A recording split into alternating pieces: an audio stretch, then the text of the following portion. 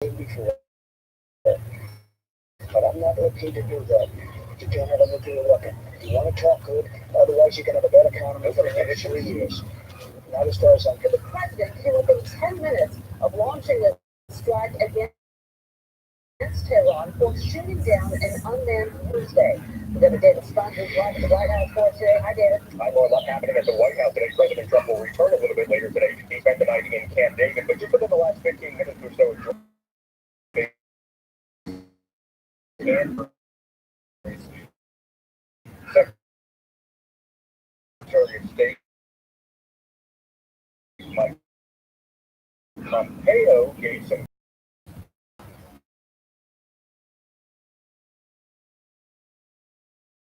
Can live in a shattered economy zone. If you groups of people have guns and pivoting topics. I announced that he's delaying those ICE raids that were planned for this morning. Fox News sources confirmed the president called Speaker Nancy Pelosi, and she asked him to delay the process. Now, the two have had a strained relationship, but it appears that her phone call delayed the raids. Now, President Trump's plans every last chance to quickly negotiate simple changes to a silo giving us probably won't happen, but we're really just one working week left on Capitol Hill. But President Trump says he's not fooling around, and if Democrats can't meet him halfway on the southern border, he says those deportations will continue. The president expects to be back here at the White House about 4 o'clock this afternoon. Laura. A lot to get to. David Spunk, thank you so much for us at the White House today.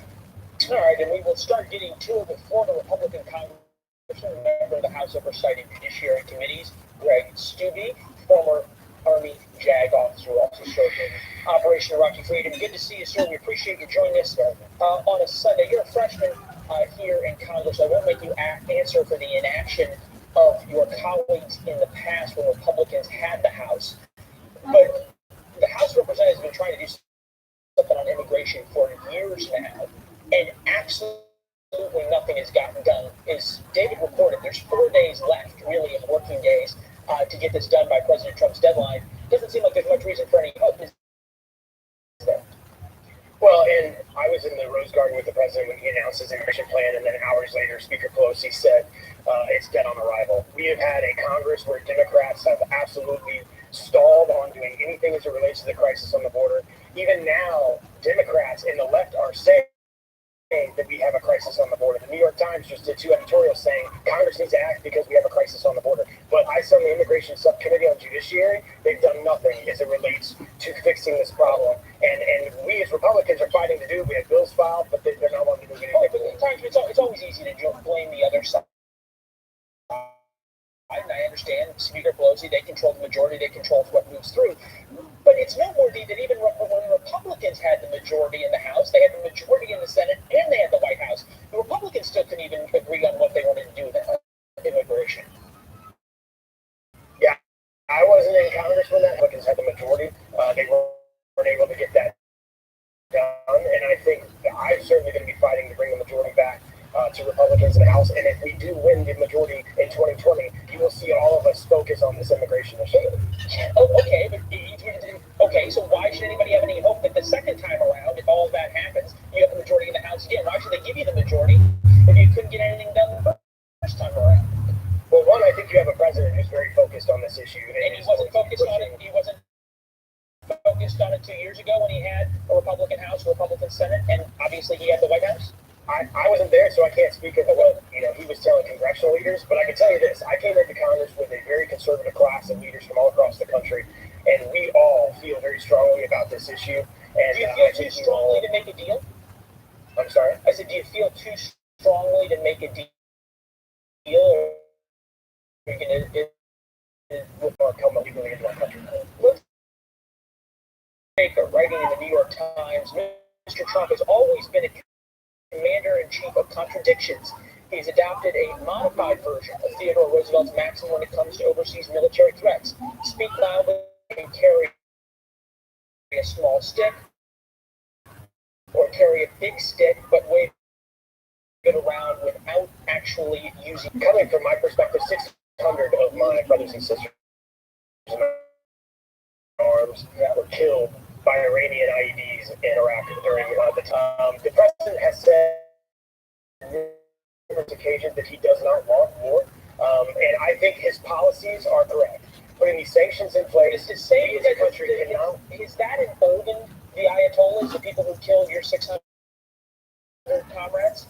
No, I think he's doing exactly what needs to be happening. We cannot, as a country, allow Iran to obtain nuclear capabilities or a nuclear weapon. It would be devastating for Israel, and it would be devastating for our allies in the region. And also, we can't allow them to be state sponsors of terror.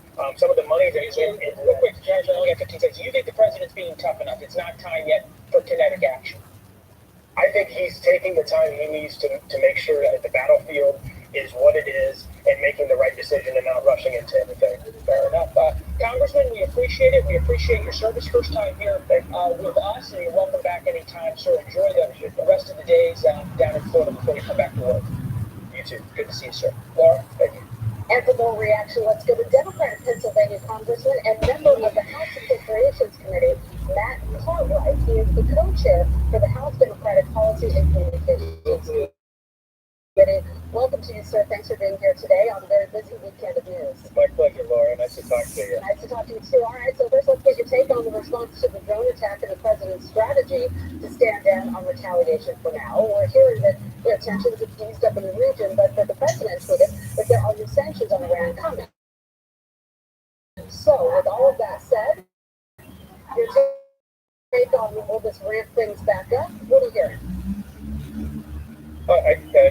If you want my opinion is that he's listening to everybody. He's listening to